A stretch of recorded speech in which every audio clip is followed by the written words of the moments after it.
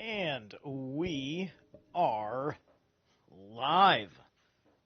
Excellent. Oh, okay. We're good. We're good. Everything's looking good. Everything's looking good. All right, we're good. What's up? It is Zerilath, and I didn't spread the link around, so I don't know. We'll see what's up. I did set this up a couple of hours ago, so anybody with notifications on YouTube and YouTube possibly not suppressing me, then, everything's all good. Welcome to whatever you want to call my little book club production that I put on here. Welcome to Chapter 10 of Flavius Josephus and the Jewish War. What's, very funny. I was called a waffly New Ager by an anonymous commenter on my Thomas Sheridan interview, right?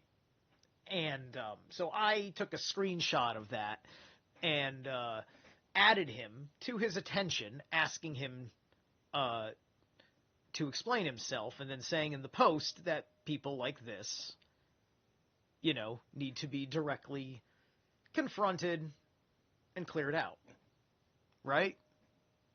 I'm a very direct person like this, and I hate passive-aggressive behavior. I hate snide little insults. And it doesn't. You're not absolved of that just because you say, just being honest. No, you're not being honest. If you were being honest, you would show us who you are, but you don't have any videos or pictures of yourself on your channel. You have an account for the baseline of saying whatever the fuck you want with anonymity and not mattering. So therefore, depending on whatever level of integrity you feel to care to defend yourself, I'm putting you on the spot to defend my integrity. Because if anybody fucking calls me a New Ager, I'm going to start threatening them. And that ought to clear that up real quick. Because New Agers don't make threats. They just act like God is their bodyguard and they walk away. I am my bodyguard. I've been trained by a god. That's the difference. Fuck you. Thanks for listening. Welcome to Chapter 9, Outbreak of War.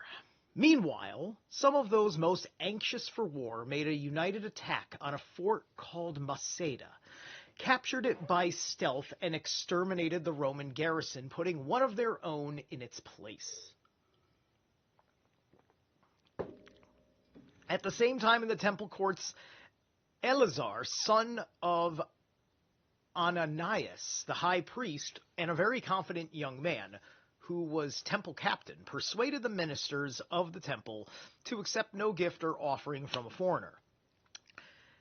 You called me a New Ager. I'm wearing a Wolfheart shirt. Do you know what that band sounds like? New Agers don't give off that fucking energy.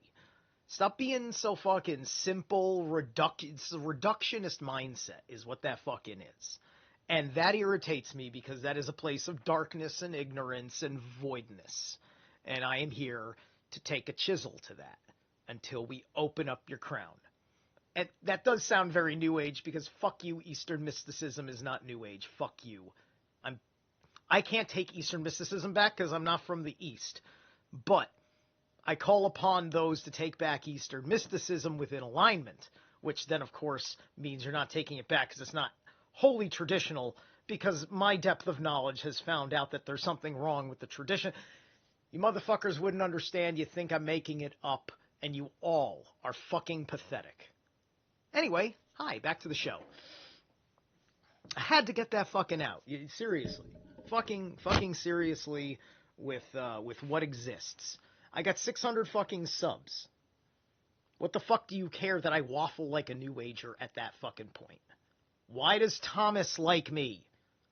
Thomas didn't come on for what, me and Thomas have been social media buds on Facebook, since the pandemic. I've been a fan of his work since before then. Most New Agers have no fucking clue who he is because their consciousness is tuning out their fucking shadow shit. They talk about shadow work, but it's more like they're talking about shallow work. Oh my fucking God. Why has nobody ever said that before? I'm marking it right here. 7:10 p.m. 5/26/2025. Shallow work. I'm coining the phrase. Anyway. Anyway. This is what... I'm having too much fun with myself. It was the made war with Rome inevitable. This is what made war with Rome inevitable. For they abolished sacrifices offered for Rome and Caesar himself, and in spite of the earnest appeals of the chief priests and prominent citizens not to cancel the customary offerings for the government, they would not give in. You see, this is Rome's fucking problem, though. Like, this is bad on Rome right here. Fuck you, Rome. I'm half Italian, so I'm probably Roman on my mother's fucking side, and as the Jews know, the mothers count more than the men for the way they do it. But at any rate, Rome shouldn't have been going in there and telling the Jews, you can't worship your God. You just can't do that. But that was the way in Rome, right? Or at least it was the idea that, like, it's not that you can't do your thing with your gods, but you must also do this thing. And you must also do it in a sacred place, which you've already fucking given. Like, that's holy war. That's holy war. Okay? That is definitional holy war, and that's bad on fucking Rome. But that is Rome. Rome doing that shit. All because they needed to do this. Like, what was it like living, like the Roman Republic, and then you got a guy with a fucking god complex as the emperor. And a lot of it is good. It had to be for it to fucking stand for as long as it did. Just like America stood for a long time because of how good it was doing in the front. It may have been a front, but it was also real. It helps, right? That's always the problem.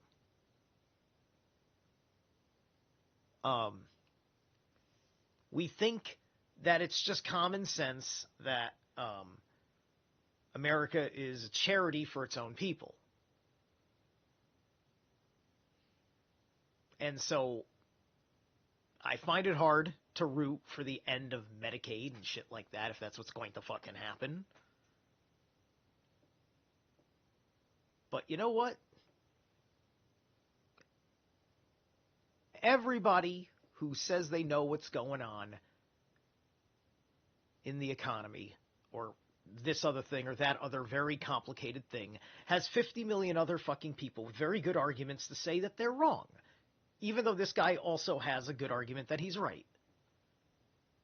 But sometimes he turns up wrong, even though there was really helpful stuff you learned in their argument. But at the same time, you can't really have the same relationship, and you can't really charge the person associated with the idea anymore because you don't know if he's going to be capable of getting it right again, and he has to reestablish trust, so on and so forth, right?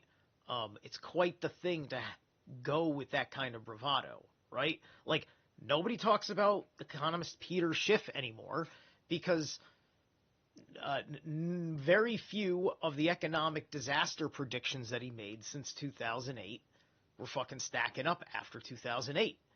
And eventually you end up realizing you're kind of being led. And I was just simply sitting there looking like, yeah, the Illuminati's going to steal it, because I believe in the Illuminati in 2000. I believe in these motherfuckers forever.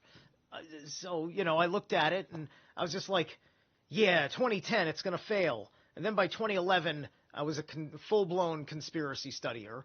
And then 2012, I ended up with Revolution Radio. Like, 2012. Yeah, man, fucking 2012, right? It's going to be the end of fucking time. They have to do it by then. They need to fuck us over so they live.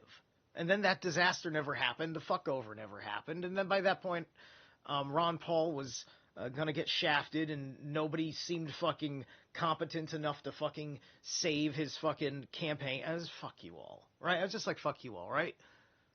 It wasn't as devastating to my psyche as 2020, but then again, nothing was as encouraging to my psyche as 2016. So, what the fuck do I know? And the public is an unforgiving monster. And so that could be the main reason why I'm at 600 subs, because I probably lost the respect of 600 people somewhere else sometime when I could have been at 1,200, which would have started an X factor of me being liked, shared, and subscribed as I would be rising in interest and excitement and anticipation and stuff. But that's not how I felt like doing things, because this isn't my whole fucking world. This is me hopefully reaching other people in the world to save it so I can enjoy it with what is my whole world, what was supposed to be my whole world, which was music. But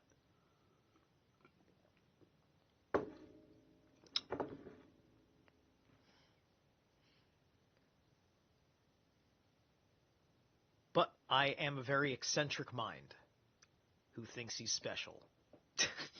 But anyway, Ernest Dupree's prominent citizens money offering given. Their numbers made them supremely confident, backed as they were by the toughest of the revolutionaries, but chiefly they pinned their faith to Eleazar, the temple captain. The prospect of irreparable disaster brought together the leading citizens, the chief priests, and the most prominent Pharisees to discuss the crisis. They decided to try and appeal to the insurgent and summoned a public meeting in front of the Bronze Gate. Probably the beautiful gate as Acts 3, chapter 2, I guess? All right. The eastern entrance to the inner temple. They began to vehemently denounce the folly of a revolt which would involve their country in total war, and went on to ridicule the pretext. Their ancestors had crowned the sanctuary at foreign expense for the most part, never refusing a gentle gift. And so far from debarring any man from sacrifice, a most irreligious thing to do, had set up votive offering all around the temple in conspicuous and prominent positions, and now these men were inviting the Romans to intervene and courting disaster at their hands by an alien innovation in their religion, and apart from the danger were condemning the city as irreligious.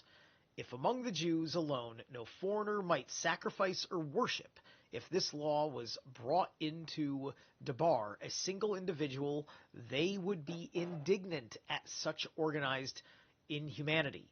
But they cared nothing when the Romans and even Caesar were shut out. But there was a danger that if they abolished the sacrifice offered for Rome, they might be forbidden to sacrifice even... Hey, what's up, Bane Bear? Good to see you around. Sacrifice even for themselves, and that the city would be shut out of the empire, unless they quickly recovered their common sense, restored the sacrifices, and wiped out the insult before it was reported to those they had insulted. While they pleaded thus, they brought forward priests with expert knowledge of the tradition, who testified that all their ancestors had accepted offerings from aliens. But none of the revolutionaries would listen, and not even the temple ministers came forward. They were too busy making war inevitable. So, seeing that the insurrection was now beyond their control, and that the vengeance of Rome would fall upon them first, the most influential citizens determined to establish their own innocence and sent delegations to Florus and Agrippa, the former led by Simon the son of Ananias, the other distinguished by the inclusion of Saul, Antipas, and Costobar, kinsmen of the king.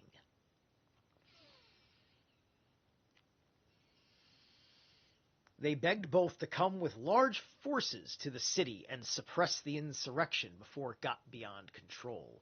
Florus was delighted with the news, and in his eagerness to start the conflagration, gave no answer to the delegates. But Agrippa, equally concerned for the rebels and their opponents, anxious to preserve the Jews for the Romans, and the temple and capital for the Jews, and aware that he himself stood to lose by the strife, sent to the help of the people 2,000 horsemen from Auranitis, Batania, and Trachonitis. That's interesting how that's almost like trachea. Very interesting. Under Darius, the cavalry commander, and Philip, son of Josimus the general.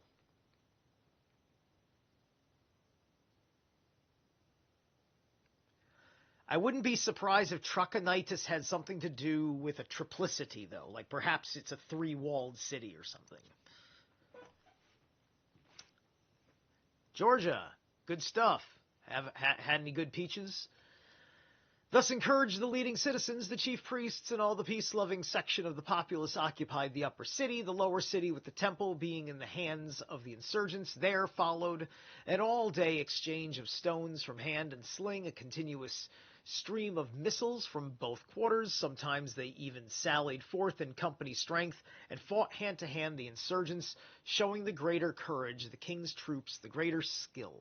The latter fought chiefly to get possession of the temple and to drive out those who were polluting the sanctuary. Eleazar and the insurgents to hold what they had and capture the upper city in addition. The result was 7 days of mutual slaughter, and without either side being dislodged from its original position. The next day was the feast of wood carrying, on which the custom was that everyone should bring wood for the altar, so that there should never be a lack of fuel for the fire, which is always kept alight. So the eternal flame is the ritual of keeping the fire alight. There's nothing special about it other than human will. The Jews excluded their opponents from this ceremony, but when an unarmed crowd poured in, and with them numbers of the Sicari, brigands, who took their name from a dagger carried in their bosoms, they joined forces with these ruffians and pressed their attack more confidently.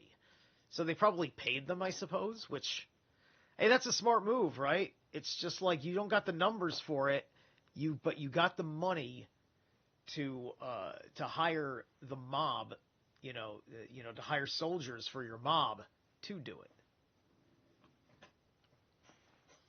That's why the mob works in the shadows as it does, because everybody likes the mob, right? Like, so this would be like I could see this as like on the real side of things. If you go down the investigatory rabbit hole here, is probably you're going to find a conspiracy that you could basically call one of the Jewish mafias, right?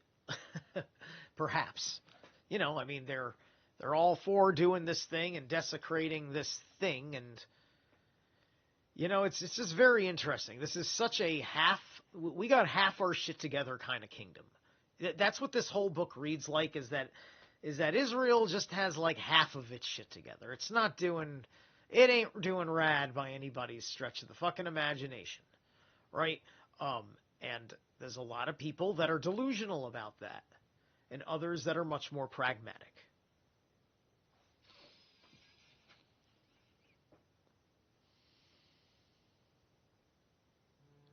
Okay, where was I? I was probably right here. The king's troops inferior. One moment, I just want to see something real quick. Give me,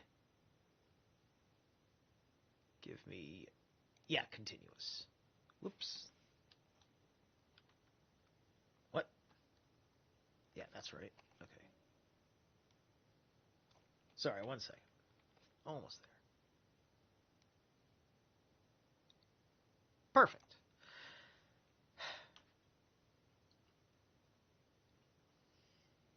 The king's troops, inferior now in numbers as well as courage, were driven out of the upper city.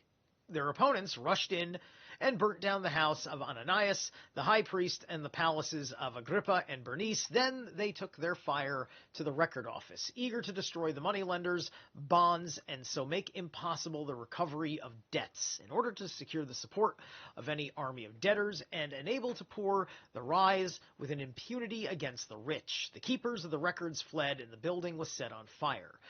When the nerve center of the city had gone up in flames, the insurgents went after their foes. Some of the leading citizens and chief priests plunged into the sewers and disappeared from view. Others, with the king's troops, fled to the upper palace and lost no time in bolting the doors. Among these were Ananias, the high priest, his brother, Hezekiah, and those who had gone as delegates to Agrippa. So, for the moment, satisfied with their victory and with the destruction they had wrought, the enemy called off the pursuit. The next day, however, the 15th of Lous, I love how the translator didn't change these particular things, right? He kept the name of these months. So anyway, they assaulted Antonia, and after a 2-day siege, captured and killed the garrison and set fire to the fortress. Then they went off to the palace, where the king's men had taken refuge, and breaking up into 4 bodies, began to assail the walls. None of the defenders dared attempt a sortie in face of the swarm of the attackers, but they lined the breastworks and towers and pelted all who approached, so that many of the bandits fell at the foot of the walls. Night and day the struggle continued without a break, the insurgents hoping to starve out the defenders, and the defenders to wear down the besiegers. Meanwhile, one Menahem, son of Judas the Galilean, the very, I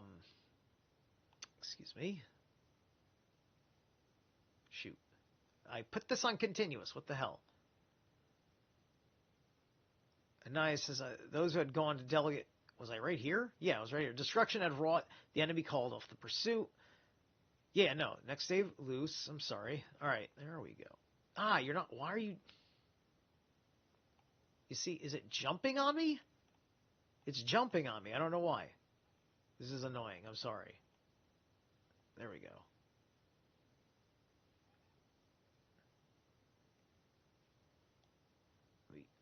There.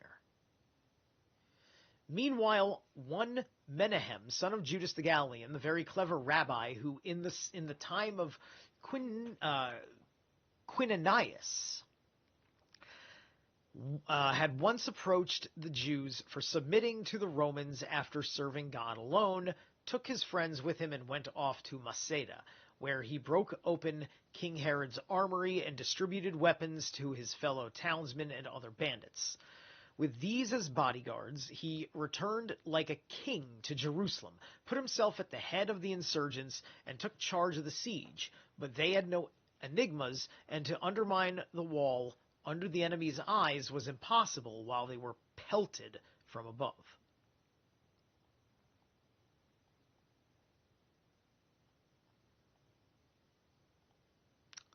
Oh my God, this is not working right. Why are you... Ugh.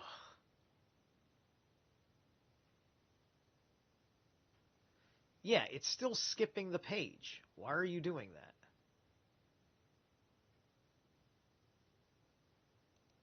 Yes, continuously, with scrolling enabled. Okay, fine.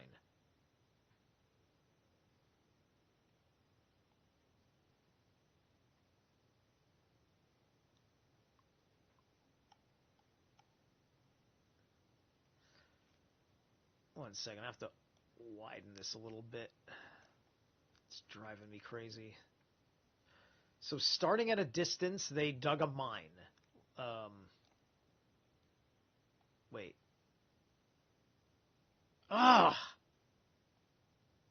Fuck.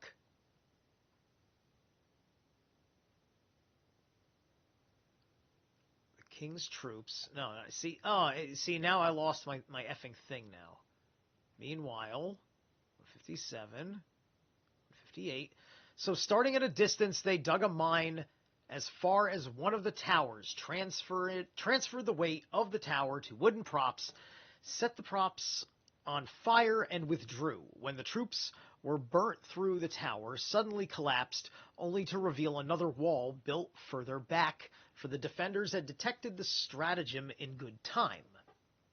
Well then, interesting. So here, maybe they're getting their shit together. I mean, kudos to them. A little bit of good tactic. Let's see how this goes, because this already sounds less crazy than other times.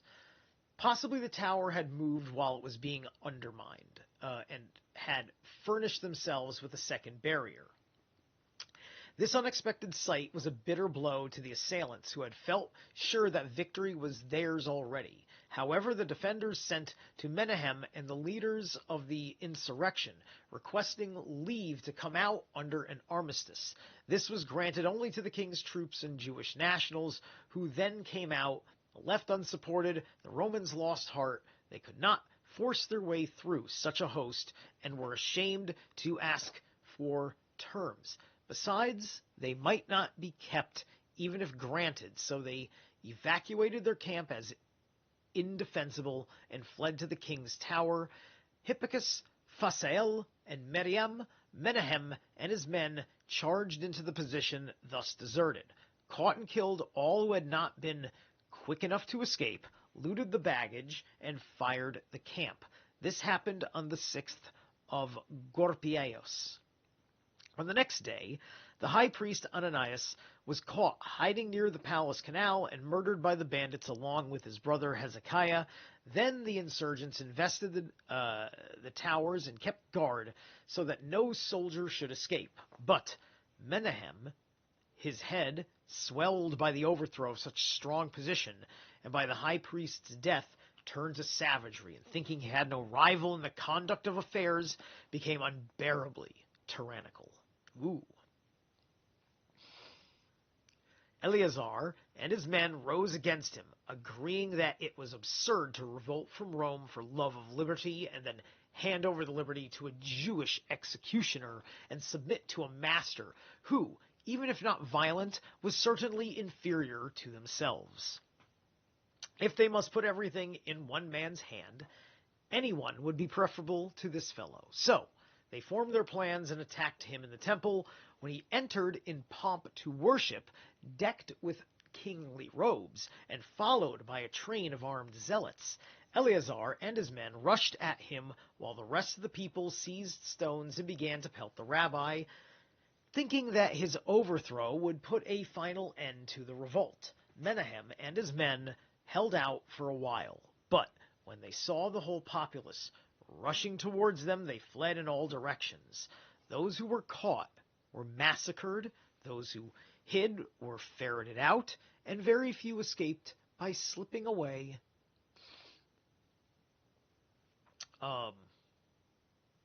to Masada. Among them, Eleazar's son of Jairus, who was related to Menahem and later became autocrat for Masada. Menahem himself fled to Ophels, and while hiding ignominiously,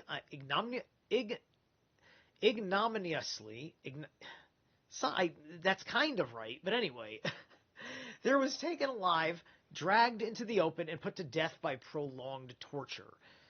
A like fate befell his lieutenant, included the chief instrument of his domination, Absalom.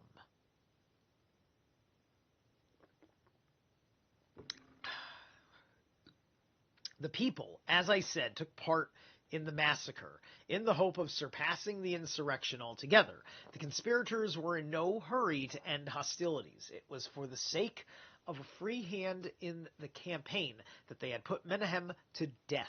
In fact, the more the people urged them to abandon the siege of the soldiers, the more vigorously they pressed it, until unable to hold out any longer, Metilius, the Roman commander, sent officers to Eleazar to ask only that their lives should be guaranteed, as they were ready to surrender their arms and all their possessions.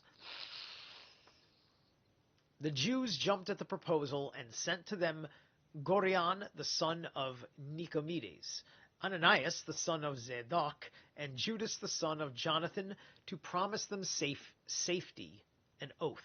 On this, Metelius marched the soldiers down. As long as they were armed, the insurgents left them alone and gave no sign of treachery. But when, as they agreed, they laid down their shields and swords, and without a suspicion in their minds, were marching away. Eleazar and his men rushed at them, surrounded them, and cut them down, while they neither resisted nor begged for mercy, but merely appealed loudly to the agreements and the oaths. Thus brutally were they all murdered, except Metelius, who begged for mercy, and by promising to turn Jew and even be circumcised, managed to save himself alone. Wow. He promised to get circumcised. That's some serious bullshit right there. What's up, Telonius?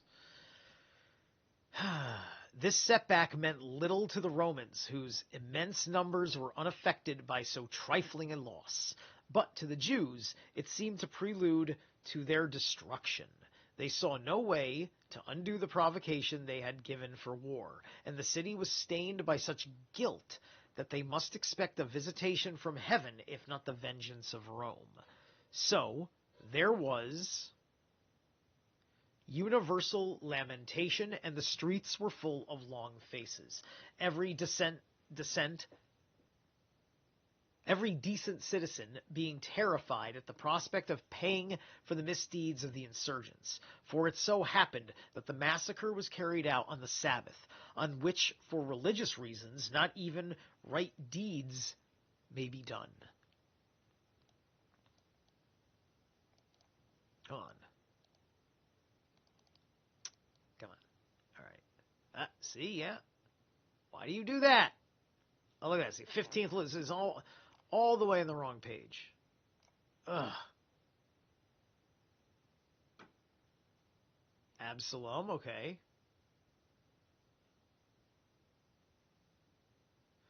On the same day and at the same hour, as if divinely ordained, the people of Caesarea had massacred the Jewish colony in less than an hour, slaughtering more than 20,000 and emptying Caesarea of the last.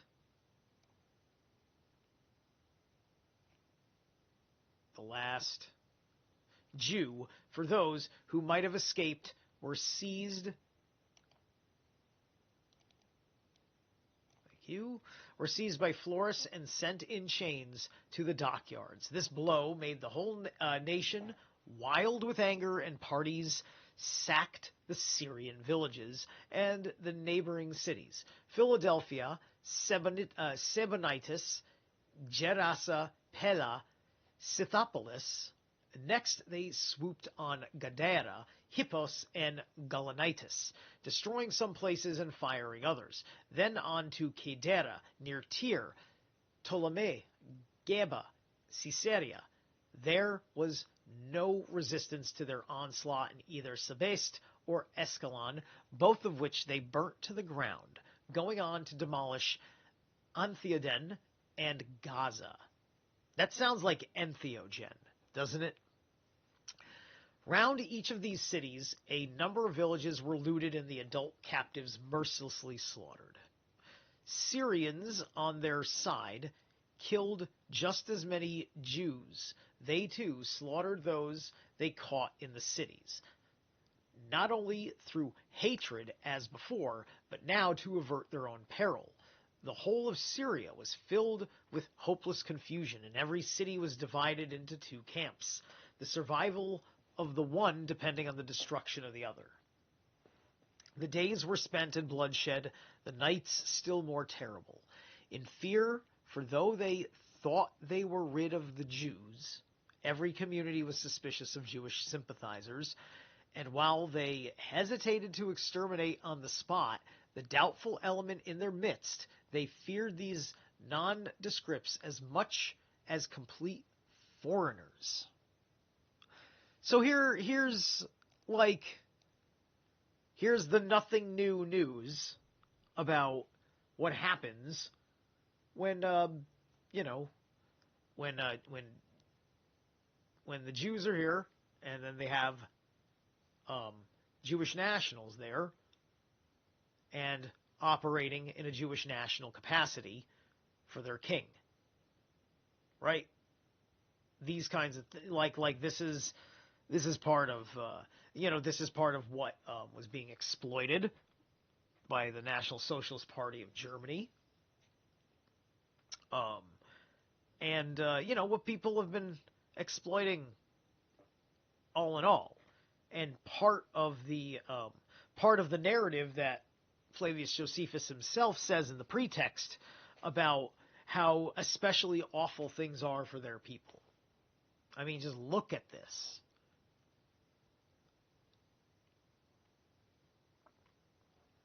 I mean, like this, it's just like, I don't know if any other place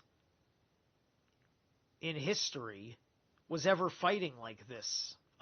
Like when, like I've said before, it don't go down like that amongst the Arctic races. It don't go down. It goes down,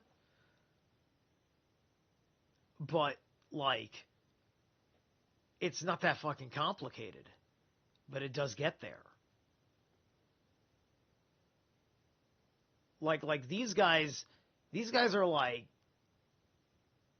peasant people with pitchforks that are given effing swords and baseline, like they might have a couple of guys in there that are really good, like soldier warriors and competent and stuff. Maybe they're getting better, but they're also seemingly getting worse. Just see how wild this is, and this is the difference between like paganism and stuff like this, right? Which are basically a cult, and cults are not illegal, at least in context of this time, right? But you do have to do X, Y, and Z things under Rome, because they want to keep your loyalty to Rome up that bad, and thus the god complex of the emperor. So, to the slaughter of their opponents, even those who had always been deemed the most harmless of men were tempted by avarice, for they plundered with impunity the property of their victims, and as if from a battlefield carried off the spoils of the slain to their own homes, special honor being paid to the man who grasped the most, as if he had overcome more powerful enemies. The cities could be seen full of unburied corpses, the dead bodies of the aged flung down alongside those of infants, women without a rag to conceal their nakedness, the whole province full of indescribable horrors. You know what? I think we've been there. I think we were there like 5 years ago. This is 5 years ago happening there, then. Even worse than the atrocities continually committed were the threats of terror to come. Like I said, we were there. We were there 5 years ago. This is just 5 years ago here. So far, the Jews had been attacking foreigners, but when they raided Scythopolis, they found the Jews there opposed to them, for they lined up with the Scythopolitans, and treating their own safety as of more importance than the ties of blood, they joined the battle with their countrymen. But suspicion was aroused by the excess of zeal the citizens feared that these men would attack the city in the night and bring a great despair upon them in order to compensate their fellow Jews for their failure to support them. So they ordered them, if they wished to prove their loyalty and demonstrate their fidelity to them, to their foreign neighbors, to go with their families into the grove. The Jews carried out the order, suspecting nothing And for 2 days the Scythopolitans made no move, thus deceiving them into thinking themselves safe. But on the third night they watched their opportunity, when some were off their guard and others asleep, slaughtered them all, more than 13,000 of them, and looted the property of the whole colony. Night of the Long Knives, right? This is why I don't like passive-aggressive. You end up allowing wolves in your midst. Okay, guys, we are going to take the first break. This is 14 pages, this chapter, so we're going to take 2 breaks. This is In Desolation, Born of Osiris.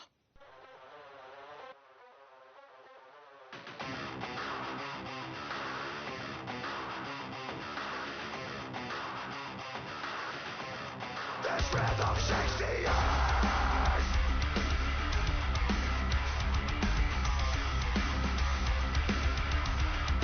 Shakes the earth.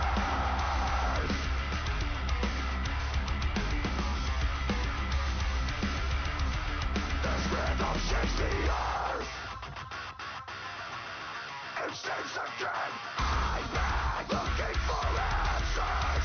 Desolation beyond the landscape of forbidden water drown. The current pulls me down. I find a way to surface. The sky begins to let me out. Now the light is burning, settle down. Seeing clearly now. The air that we're breathing, it brings you in and then you let it out. Letting go down. The wars will surround you. Surround you. Time makes rush of the rivers. Under the shade we discover the mystery. Now I suffer from the doubts. A summoning of serpents awakens from beneath the clouds. Now the light is burning, settle down. Seeing clearly now. The air that we're breathing, it brings you in and then you let it out. Letting go down. The world will surround you. Surround you.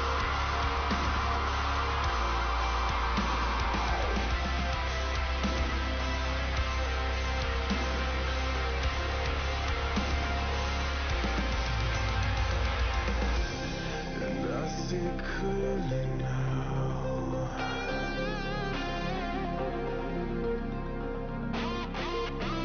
And I see clearer now.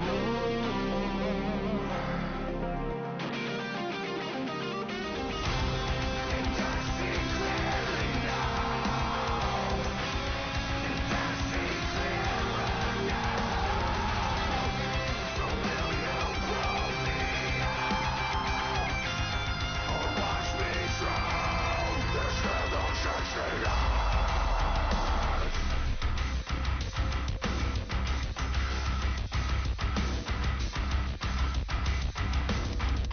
Slowly choking, pressure building, breaking me down. In desolation, slowly choking, pressure building, drowning me out. Drown me out.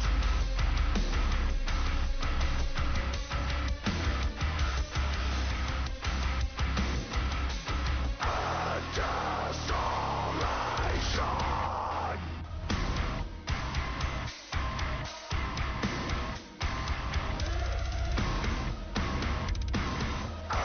Desolation. Hey, there we go. Done. All right, welcome back. Let's jump right back in.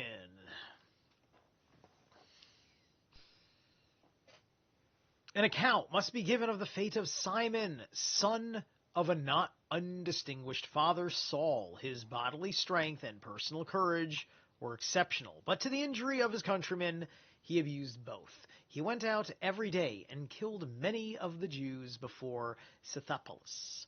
Often he routed their whole army and won the battle almost unaided. But he was overtaken by the punishment he had deserved by the slaughter of his own flesh and blood. When the men of Scythopolis surrounded the grove and began to shoot down the men inside, he drew his sword, but made no move towards the enemy as he saw their overwhelming numbers. Instead, he exclaimed with great emotion, "It serves me right for what I have done. I and the rest who have murdered so many of our own kith and kin, to prove our loyalty to you, Scythopolitans. Small wonder we have found foreigners treacherous when we have utterly betrayed our own nation.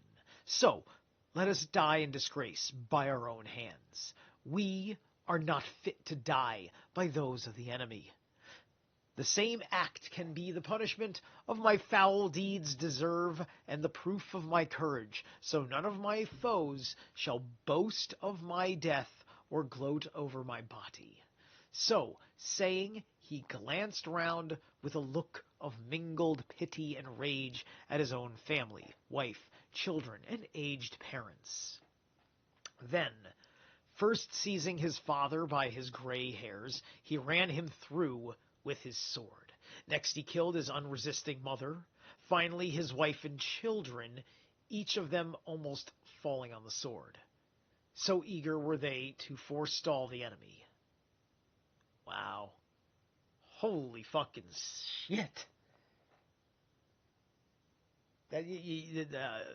What's the word for, like, murdering a family? It's like patricide?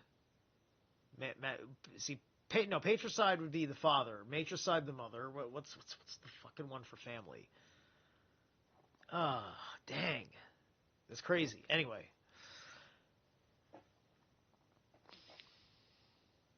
Then Simon, having gone through all his family, stood over the bodies in view of everyone, and raising his right hand aloft for all to see, plunged the whole length of the blade into his own throat. We may well feel pity for the young man in view of his prowess and courage, but his trust in foreigners made his tragic end inevitable.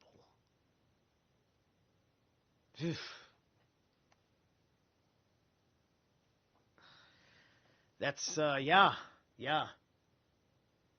The only, perhaps the only ending more brutal than that is the ending of The Mist, where you gotta live with it. The wholesale slaughter at Scythopolis caused all the other cities to take arms against their Jewish colonies. In Ascalon, 2,500 were put to death. In Ptolemy, 2,000, and many were thrown into prison. At Tyre,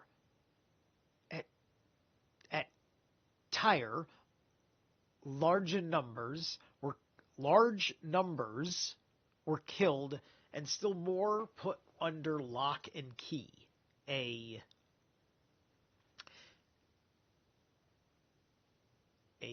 hip what? That doesn't make sense to me.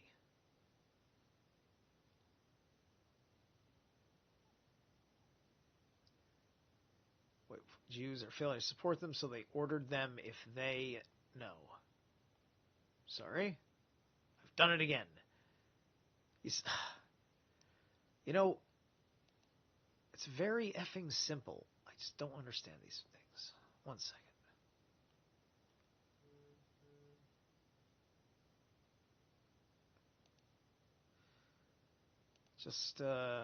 I'm going to go back the other way because that's actually gives me more control because the scroll function's not working properly. Under lock and key, a Hippos and Gedera, the same thing. I don't know why he put A there. It's like a bad sentence. I don't understand that. 162. It's page 162. That's 161. That's right. Whatever. Moving on. the bolder spirit being destroyed and the timid kept in custody, and so with the other cities of Syria, according to the hate or fear with which each regarded the Jewish race. Only in Antioch, Sidon, and Apamea were the settlers spared. There, being no inclination to kill or imprison any of the Jews, perhaps their vast populations made them indifferent to the possibility of a Jewish rising.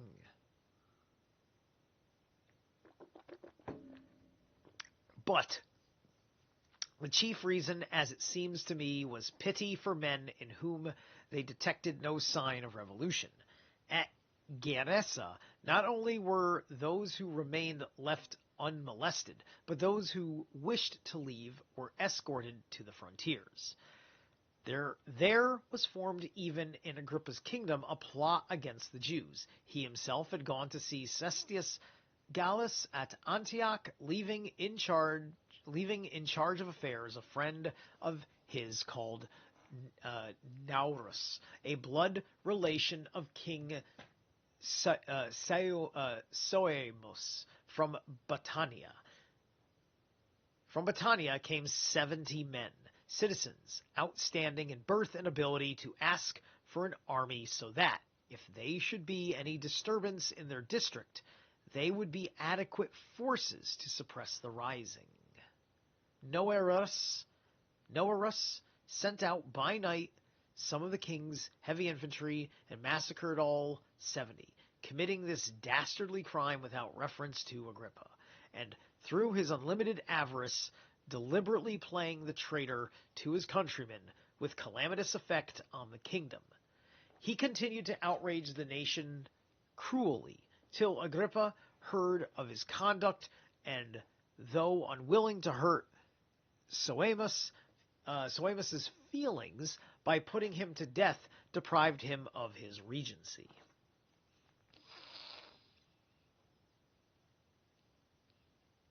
The insurgents seized a fortress called Cypros overlooking Jericho, exterminating the garrison and razing the defenses to the ground. At about the same date, the mass of Jews at Machaerus urged the Roman garrison to leave the fortress and hand it over to them. The Romans, afraid that it would be taken away from them by force, agreed to withdraw under a truce, and accepting the guarantees provided, handed over the fortress, which was promptly occupied and garrisoned by the citizens.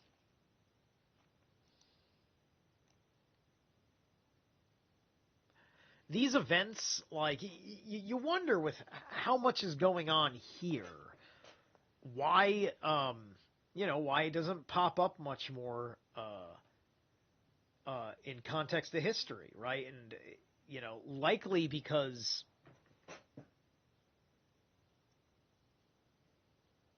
and I'm just talking about the war part. I'm not even talking about the background politics and the corrupting of Rome, but just the entire matter of just the fact that this is just so much fucking crazy, like, warring, and you're not like anything. Like, with the exception of your immediate neighbors, like these Syrians, it's or Egypt or whatever. It's just like there's not much to really say about anything, right? Nobody's terribly, you're not consequential to much of history, and that's like the thing, right? That's like Israel and Palestine right now is inconsequential to history. Only the pretext of humanitarian ideals does anything matter going on over there. Humanity is the only fucking question. The war in the fucking Ukraine is about agricultural land, and it's about jurisdiction over the pipelines to Europe, as well as leverage in transport hubs to and from Eurasia. There's a whole lot of shit that matters. This little slice of the Mediterranean doesn't matter that fucking much. It's just beautiful fucking property. That's it. That's it. It's just beautiful fucking property. And people that make questionable choices. And only by the blind eye of humanity do you fucking take a side. Until you fucking observe it more carefully. On both sides. How deep are we looking? At Alexandria, there had been constant strife between the natives and the Jewish colony ever since Alexander. Finding the Jews very ready to help against the Egyptians rewarded their active support with permission to reside in the city with the same rights as the Greeks. They retained this privilege under his successors, who, in addition, assigned them a quarter for their exclusive use, so that they could preserve their own way of life uncorrupted by needless contact with other races, and allowed them to call themselves Macedonians.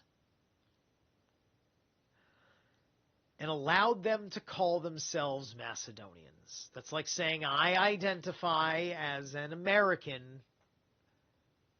even though you snuck into the country.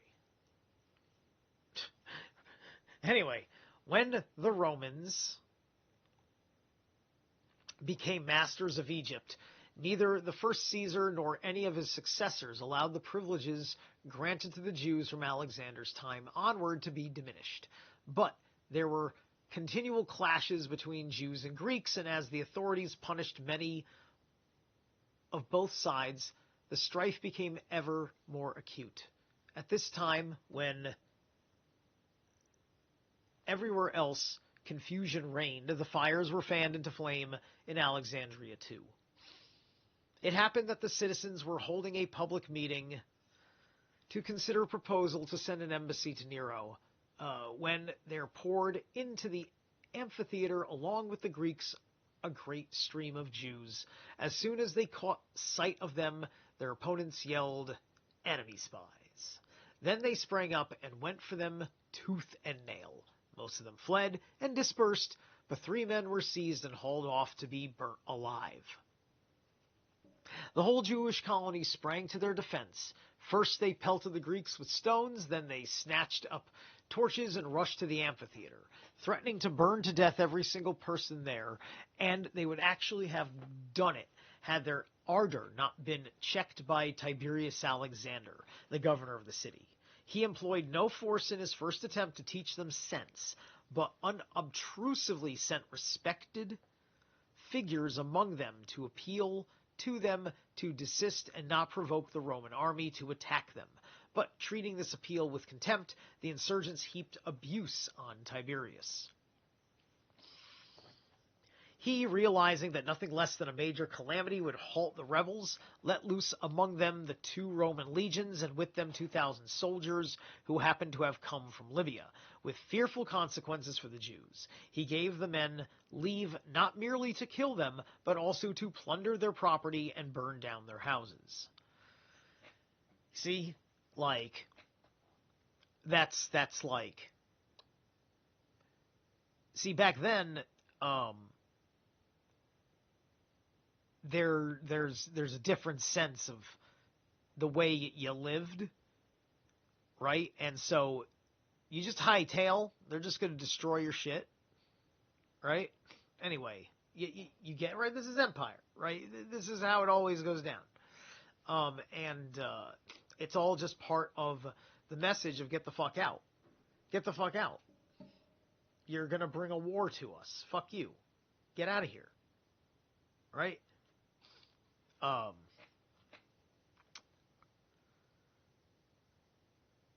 The soldiers rushed into the area called Delta, where the Jews were concentrated, and proceeded to carry out their orders, but not without bloodshed on their own side. For the Jews stood shoulder to shoulder with their most heavily armed men in front and held their ground magnificently. But when once the line gave, they were destroyed wholesale. So this would have been like a very cool, like, first round, basically, right? It would have been impressive for a first round. Death came upon them in every form. Some were overtaken in the open, others driven into their houses, which the Romans first looted and then burnt down. They felt no pity for infants, no respect for the aged. Old and young were slaughtered right and left, so that the whole district was deluged with blood, and 50,000 corpses were heaped up. This is also irony, because this is what the Jews did to the Canaanites. Granted, the Canaanites are, they might be historically accurate, living mortal human men, but in actuality, these are descendants of Cain, and in actuality, Cain was not human either. Cain, Abel, and Seth were products of the fallen ones. That's in the deeper esoterica understanding, which is why their stories play out in a mythological manner. God doesn't treat other horrible humans this way, because Cain and Abel are archetypes, like Adam and Eve are archetypes in the literary function. The metaphysical level that this is all playing on is a different story. And so they were giants, right? And so, like, they would have, they may have been clown-looking, like the Nephilim, perhaps, because this would be a Nephilim-adjacent bloodline, if you will. So these are interesting details, but ultimately the Jews had been treating people this way. And this is karmic. Nor would the remnants have survived had they not begged for mercy till Alexander, pitying them, ordered the Romans to retire. They, with their habitual obedience, broke off the massacre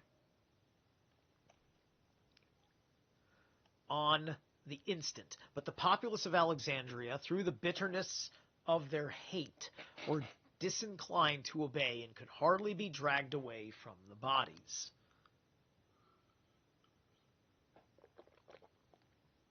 Such was the calamity that befell the colony at Alexandria. Cestius felt the necessity of action now that on every side the Jews were involved in war. He set out from Antioch at the end of the 12th legion at full strength, 2,000 picked men from each of the others, 6 infantry cohorts, and 4 troops of cavalry, reinforced by contingents sent by the king Antiochus, furnished 2,000 horse and 3,000 foot, all bowmen. Agrippa, the same number of foot and nearly 2,000 horse, which Soemus followed with 4,000 men, of whom a third were mounted and majority bowmen. With this force, Cestius advanced towards Ptolemy. Very large reinforcements were collected from the cities. Their skulls was inferior to that of the soldiers, but their enthusiastic hatred of the Jews made up for their lack of training. Agrippa was there in person to guide and advise Cestius. So it's very interesting. Their skills was inferior. I thought he was making an inference on their physique, like they were of thin skull, meaning that they couldn't take a hit. You know what I mean? They're fragile people is what I thought he was saying. But no, they just don't have real fucking military discipline experience. This is the problem, is that no, they don't. They want there's a warrior class of these Jews, and then they want to have all their fucking Jewish peasants in the war with them. Right? So you got the guys that are real fucking fighting dudes that are involved with the king and shit, like a king and his court of knights and whatnot. His high elite guards and and stuff, but they don't have enough regular ranks. The people that are not in the regular ranks are in their Jewish life. They're living their Jewish life, which involves rituals. They can't get in a scene to join the military ranks. And you can't, there's nothing to offer them.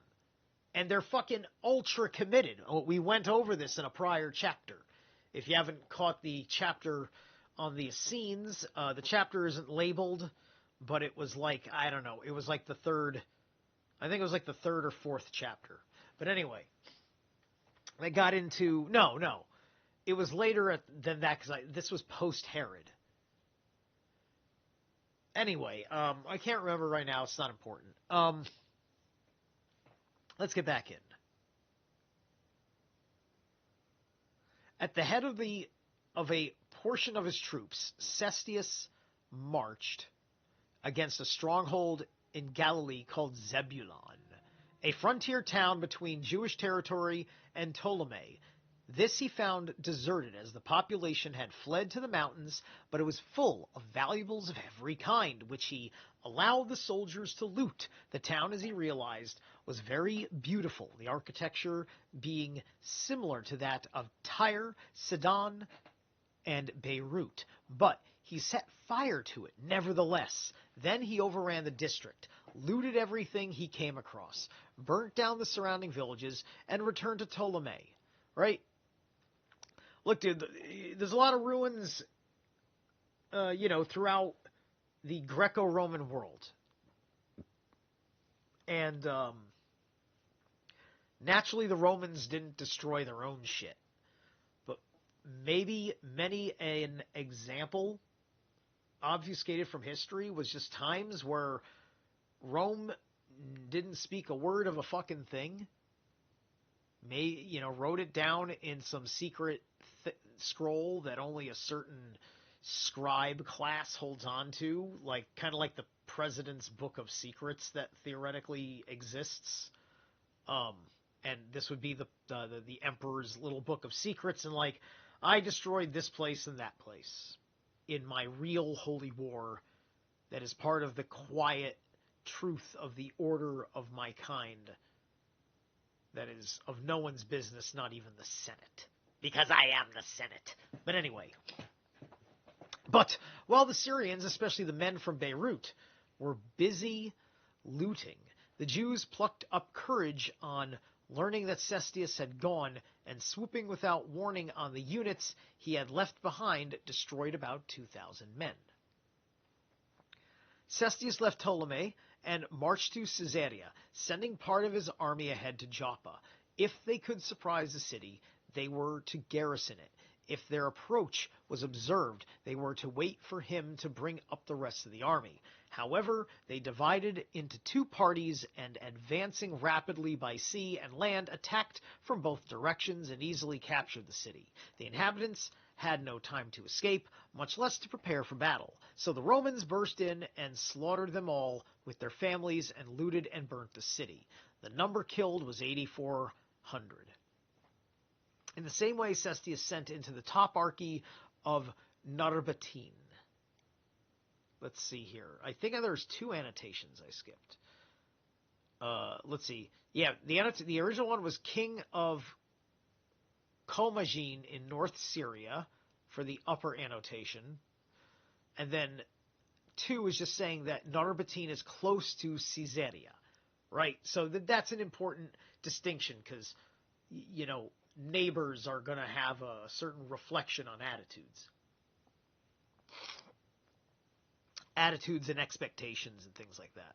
A large force of cavalry who ravaged the land and destroyed a giant number of the inhabitants, looting their property and burning down their village.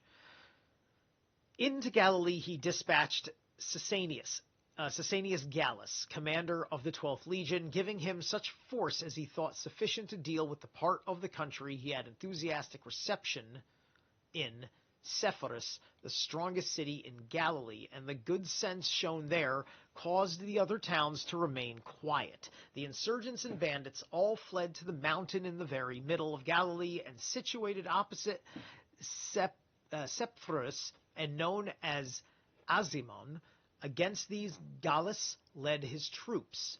As long as the Galileans held a position of advantage, they easily repulsed the advancing Romans, killing some 200 of them. But when the Romans, by a turning movement, reached higher ground still, they were quickly worsted.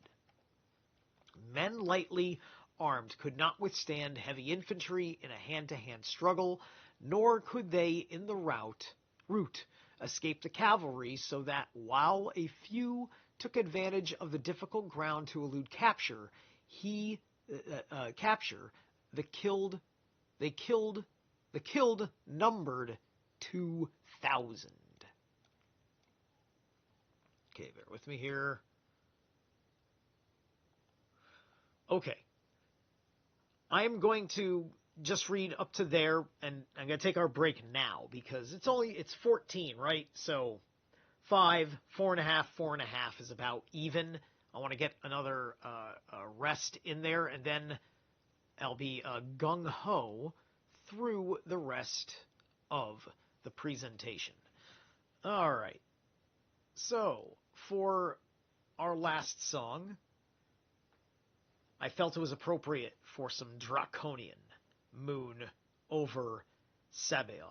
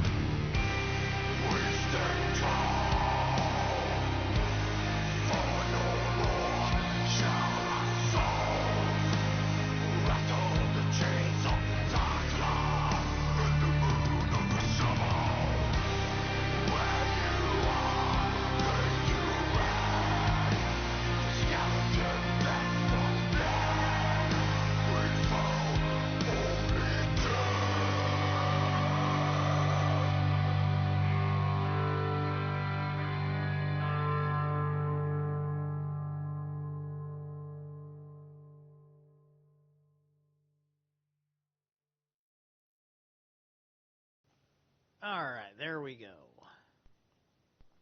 Whoops. Nope.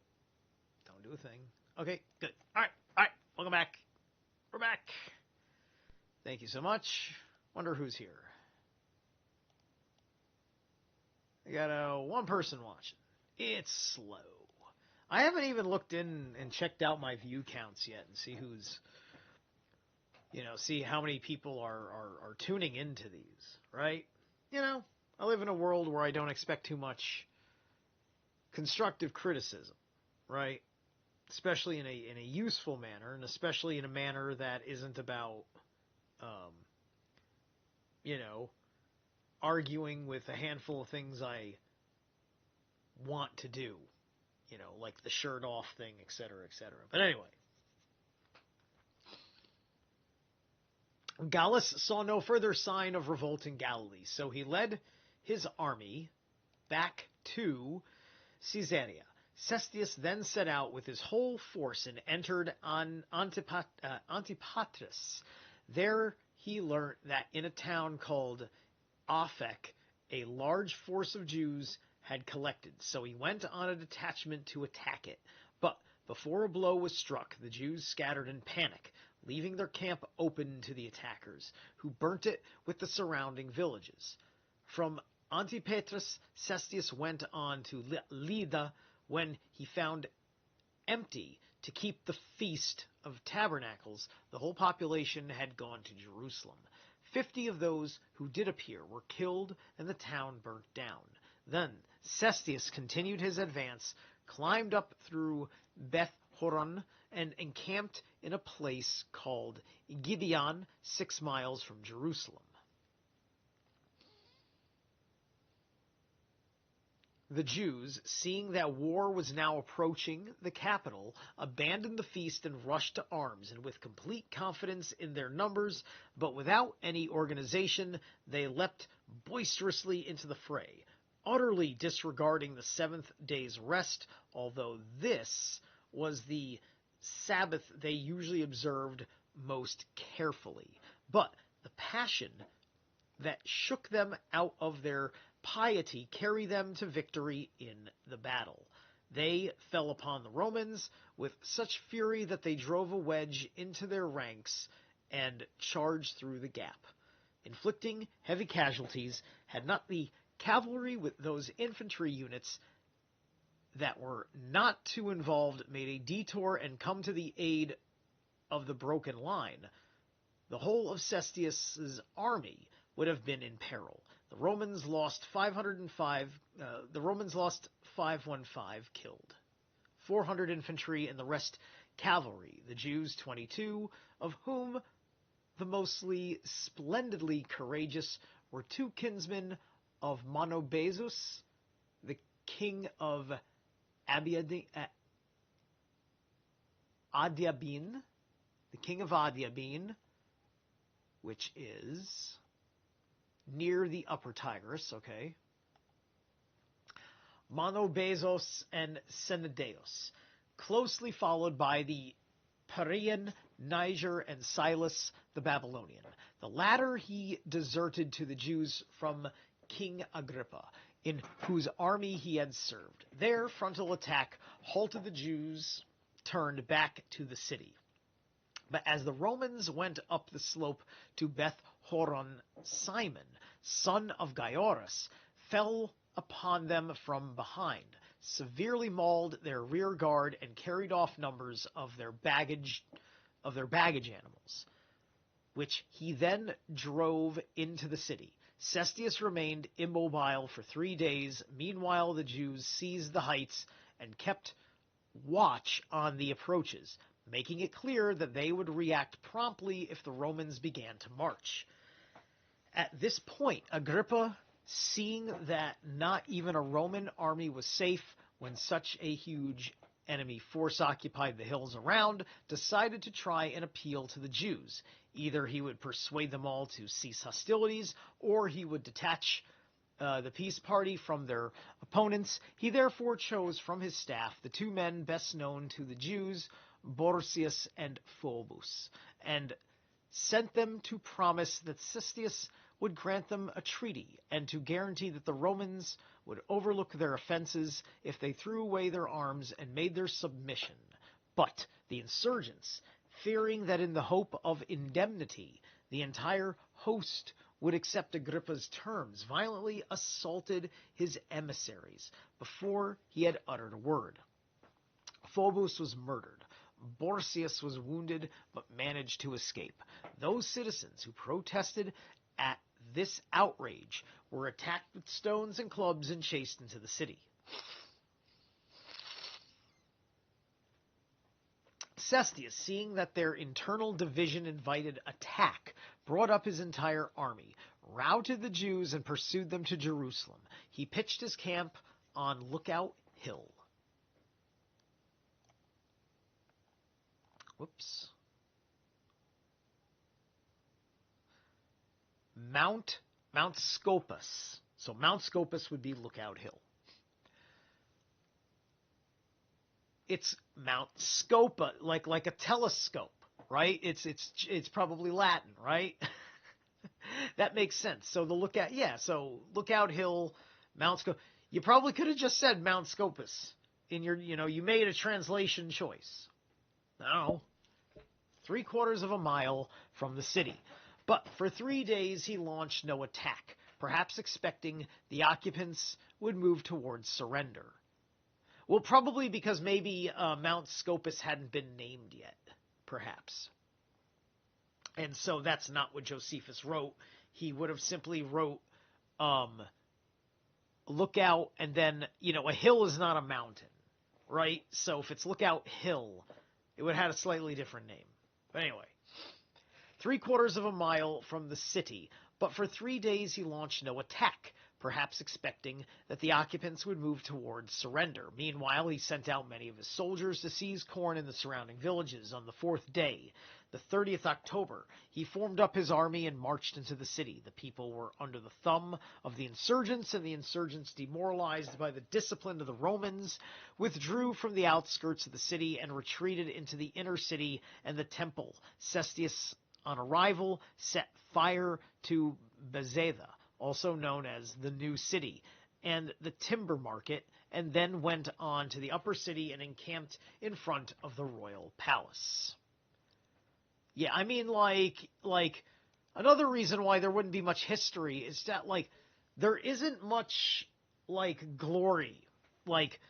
This is just, easy work. It's like the way America was occupying, Iraq in 2003, right? It was easy fucking shit.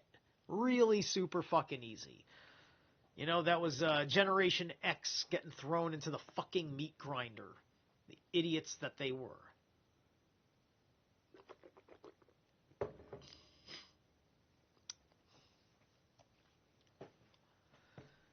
Go for fucking war that fucking long and you're not deconstructing the fucking history, reason, and purpose and not questioning what the fuck that you're doing. I mean, I'm not saying that shit wasn't made up like it was with the babies and incubators and shit, but you know that was not the fucking right move. But anyway.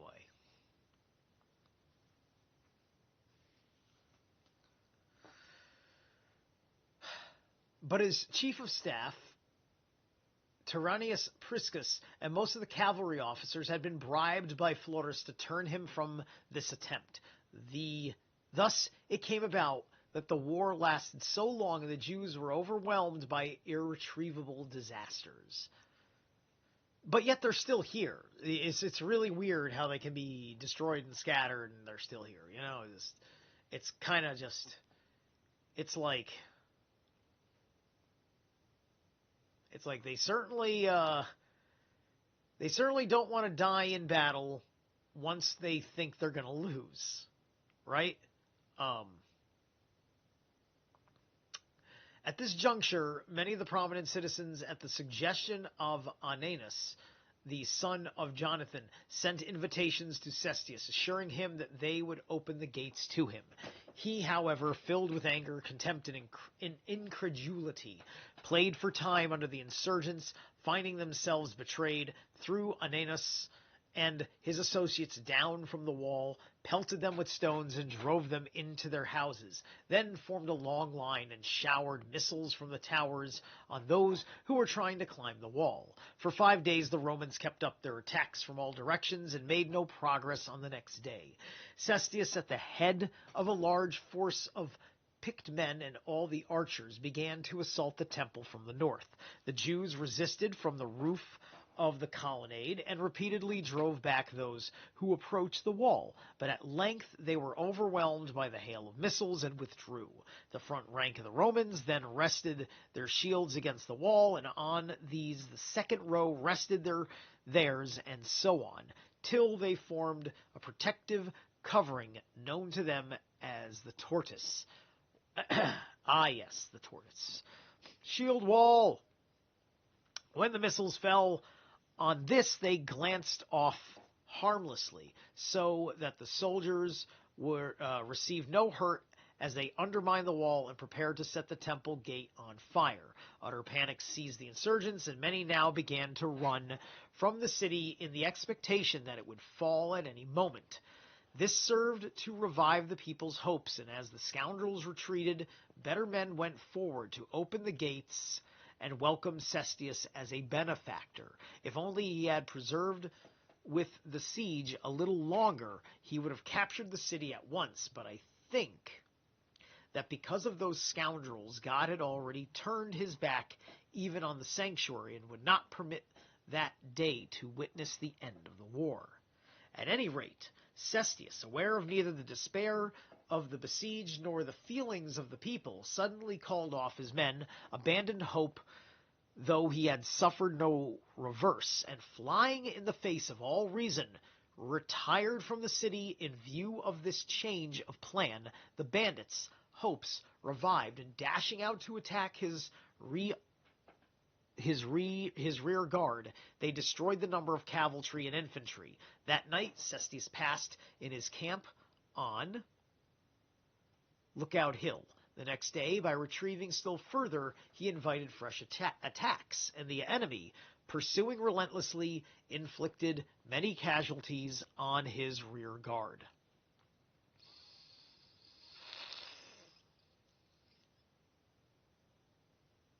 They also pushed ahead on both sides of the road and hurled their spears at both flanks of the column.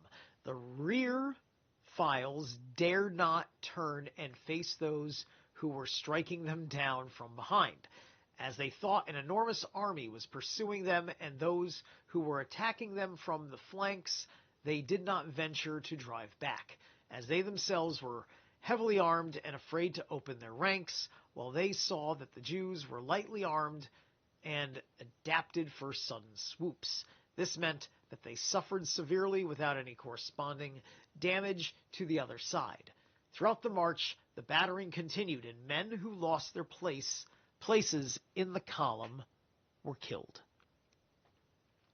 At last, when many were dead, among them Priscus, the commander of the 6th Legion, Longinus, the tribune. Longinus? Is this also the Longinus? All our biblical fucking dudes are here? But anyway. And the cavalry officer named Aemilius Jusundus. They managed to reach their old camp at Gibeon after abandoning the bulk of their baggage. There, Cestius remained 2 days at a loss what to do. On the third, seeing the numbers of the enemy greatly swelled and all the ground on every side swarming with Jews, he realized that he had lost by the delay, and that if he remained any longer, he would have more enemies still. To speed his flight, he ordered everything that slowed down the column to be reduced to a minimum. The mules, the asses were slaughtered, and even the wagon horses, except those conveying missiles and artillery. They were determined to keep for their own use, especially as they feared the Jews would capture them and turn them against themselves. Then Cestius led his army on towards Beth Horon. In the wide spaces, the Jews pressed them less vigorously, but when they were crowded together in the defiles of the descending road, one group got in front of them and barred their egress. Others pushed the rearmost down into the ravine and the main body. And the main body lined the high ground overlooking the waist of the pass and showered missiles on the massed Romans. At this point, the infantry were unable to defend themselves, and the danger to the cavalry was still greater, for they could not keep their formation and march down the road while being pelted, and the steep slope made it impossible for mounted men to charge the enemy. On both sides, there were cliffs and ravines into which they fell to destruction. No one could find a way to flee or a means to defend himself. In their helplessness, they turned to lamentations and despairing groans. It's so, like, ridiculous. It's so ridiculous, it's just,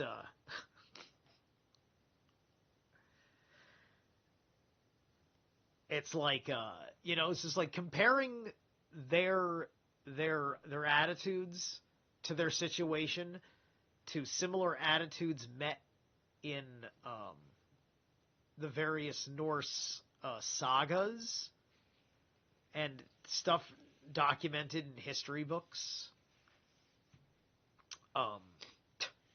It's just as well as just not even the Norse. I mean, all sorts of manner of whatever. Like, this is not coming, like, their God doesn't fill them with much, right?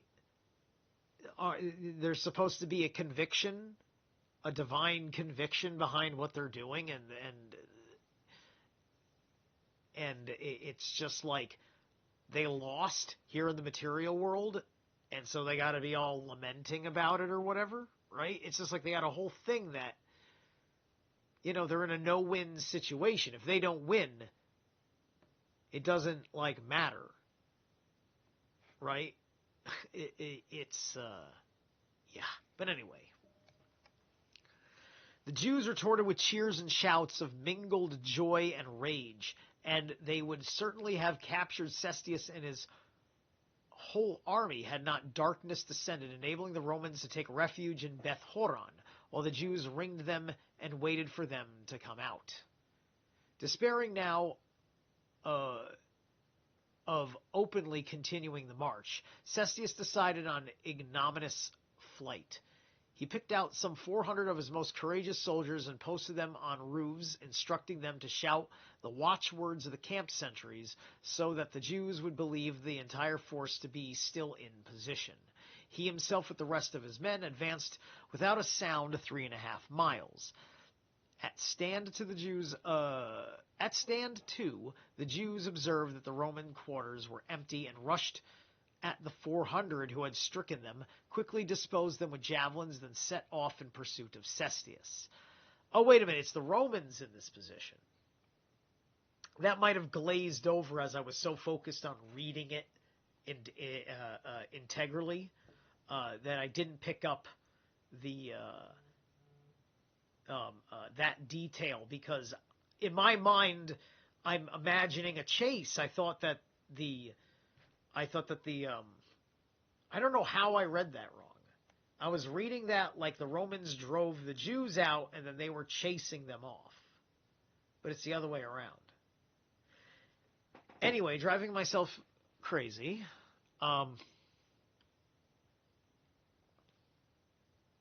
He had gained a long lead in the night, and as soon as it was light, put on such a turn of speed that the soldiers, in utter panic, dumped the batterers and quick loaders and most of the other engines.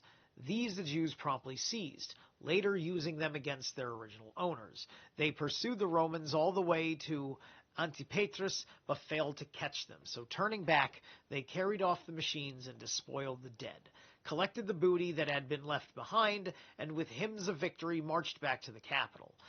Okay, so, listen, I ain't gonna lie, they got a chance to have a fucking Spartan moment. They had a Spartan moment. I'll give them the Spartan moment. All right? bravo. But that Spartan moment had to come out of you retreating and being chased. Because you were not strong enough to capture a city. But bravo all the same. Their own casualties were negligible, but the Romans and their allies had lost 5,300 infantrymen and 400 cavalry. The action was fought on the 18th of Dios in the 12th year of Nero's reign.